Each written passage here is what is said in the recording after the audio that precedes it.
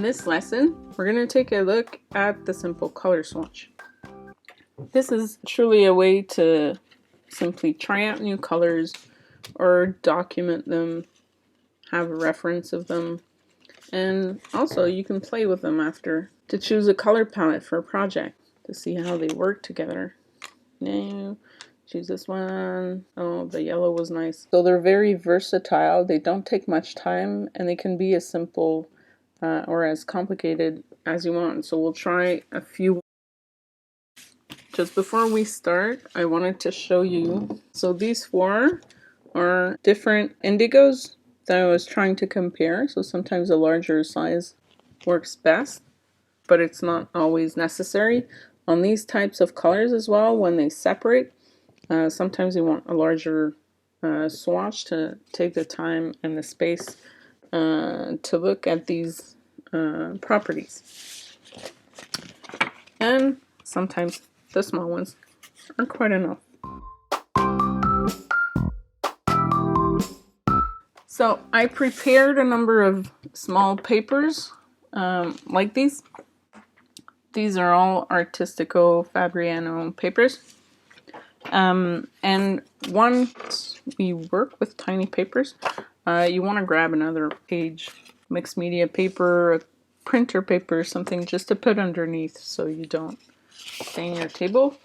We're going to try a few colors in this lesson, and I'm going to show you a few ways you can achieve the same effect. For one, if you want really, really straight lines, like these, you can use some tape. Put the tape at the bottom, the top, whichever is the top and the bottom, and you have a nice little spaces like this that will be preserved from the color. So these little two pieces of tape will enable you to write the name of the color and the name of the pigment up top. If you don't want to do this like this, we can make a simple color swatch with only the bottom, just a name. So when we do these, we'll take a few colors from here. This palette, I said earlier, it's better to use to put the color on a palette first. And when you have the tape, it's pretty straightforward. There's no need to be mindful of the edges. You can just color away. So we'll let this one dry. Also, you're able to do like a solid color, such as these. And you could also do, if you want, adding water, as we did in the watercolor paint properties video, where you gradually add more water to see the full effect of the swatch. So there's many ways to do this. We'll do another one. So we'll use the violet hematite. See, even if there's color still on your palette, you can always reuse it. Just add a bit of water, not too much, or it's going to be a bit watered down. Might pick up a bit more paint from the pan. Just because I like having solid color with this. So if we don't want to use the tape, you can just make the line.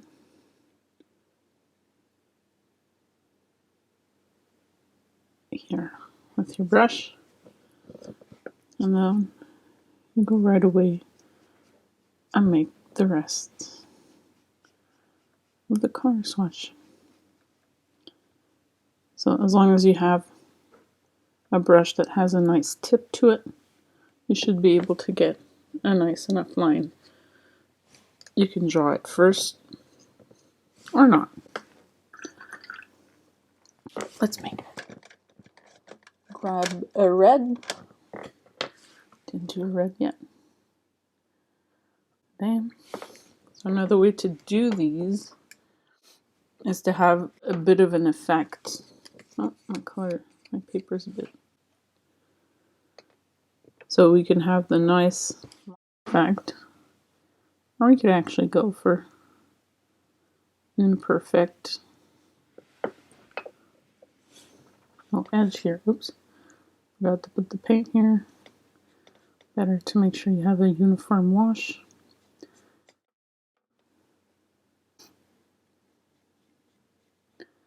And there you go. So they don't need to be straight edges. You can make little mountains. And the last way to do these is we'll take this one, Rose of Helen. As we saw earlier, it was a separating color. So it's nice to have a bit of water in there. Pick up some color. So we could go full strength here. Adding a bit of water here.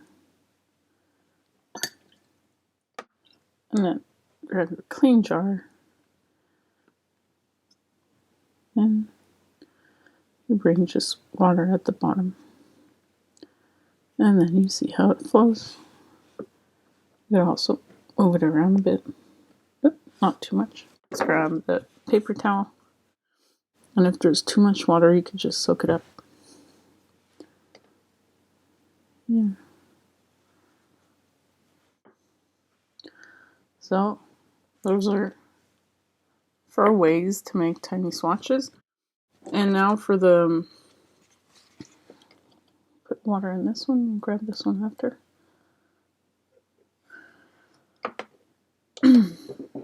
So for colors that are separating, like violet hematite or the Rose of Helen, I'm sure there's a, not I'm sure, but I know there's a lot of colors of those. You can grab a larger swatch, and you could grab a larger brush as well, but I'll just stick with this one here.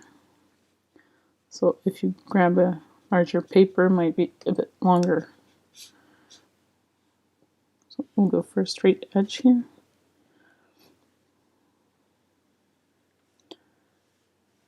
So as you might know, pigment and watercolors travel in water as long as your whole paper is wet. You can add pigment, and then you'll get a larger version of this swatch. And since we added a bit more water and we created an uneven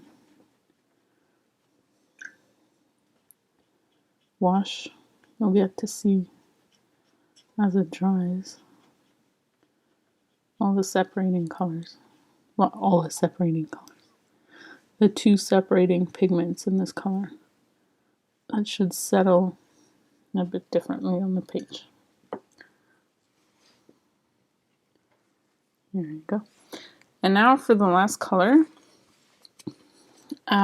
This is a magnetite paint. So the pigment is actually magnetic, which is kind of awesome in its own. Just wanted to show you the importance of paper. So we'll make a tiny swatch of this on the cold press paper.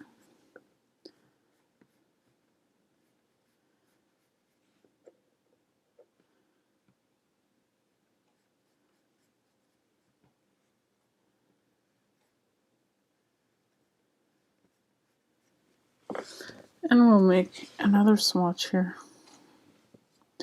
So these aren't dry, it will stain the back of my paper. I don't mind so much. But if you want to keep them clean, make sure to have a larger under paper. I'm just moving this one around because as I was drying, all the pigment was going. As you can see here, it made a little arc, so all of the pigment was gathering at the bottom here. Back to the magnetite paint and the hot press paper. So on the hot press paper,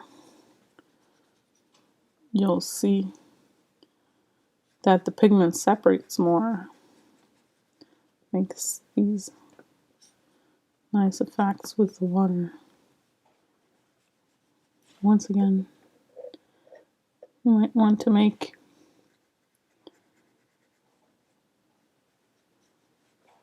very solid color, and part of it with lots of water,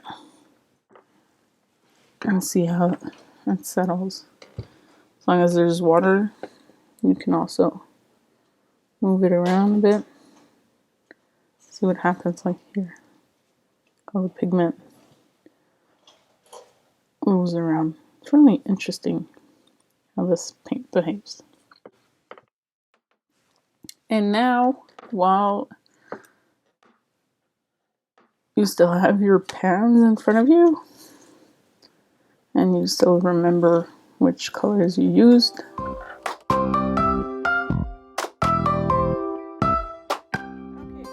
so now they've mostly dried, not all of them, and before we forget, we're gonna add our infos.